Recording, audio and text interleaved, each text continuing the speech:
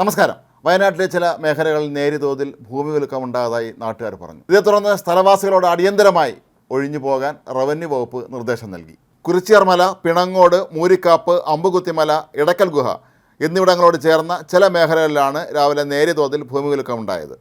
ഇതേ തുടർന്നാണ് പ്രദേശവാസികളോട് ഒഴിഞ്ഞു പോകാൻ റവന്യൂ വകുപ്പ് ആവശ്യപ്പെട്ടിട്ടുള്ളത്. വില്ലേജ് ഓഫീസർമാരോട് അടിയന്തരമായി സ്ഥലത്തെത്താൻ നിർദ്ദേശം നൽകിയതായും വൈത്തിരി തഹസീൽദാർ അറിയിച്ചു. മൂരിക്കാപ്പിൽ നിർമ്മാണത്തിലിരിക്കുന്ന കെട്ടിടത്തിൽ മേശപ്പുറത്തെ ഗ്ലാസുകൾ താഴെ വീണു. അമ്പലവയൽ GLP സ്കൂളിന് ഇന്ന് അവധിയും നൽകി. ഇടയ്ക്കൽ ഗുഹയ്ക്ക് സമീപമാണ് ഈ സ്കൂൾ. അമ്പലവയൽ RARSലെ ശാസ്ത്രജ്ഞരും തൊഴിലാളികളും അമ്പലവയൽ പ്രദേശങ്ങളിൽ വലിയ ശബ്ദവും മുഴക്കവും അനുഭവപ്പെട്ടതായി റിപ്പോർട്ട് ചെയ്തിട്ടുണ്ട്.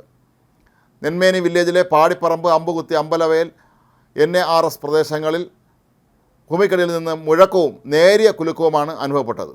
വൈത്തിരി താലൂക്കിന് കീഴിൽ പൊഴുതന വില്ലേജ് ഉൾപ്പെടുന്ന സുഗന്ധഗിരി പ്രദേശത്തും അച്ചൂരാന വില്ലേജ് ഉൾപ്പെടുന്ന സേട്ടുകുന്ന് പ്രദേശത്തും വലിയ ശബ്ദവും മുഴക്കവും അനുഭവപ്പെട്ടതായും റിപ്പോർട്ട് ചെയ്യപ്പെട്ടിട്ടുണ്ട്. എന്തായാലും അടിയന്തര സാഹചര്യം നേരിടുന്നതിനായി റവന്യൂ ഉദ്യോഗസ്ഥരെല്ലാം തന്നെ സംഭവസ്ഥലത്തേക്ക് തിരിച്ചിട്ടുണ്ട്.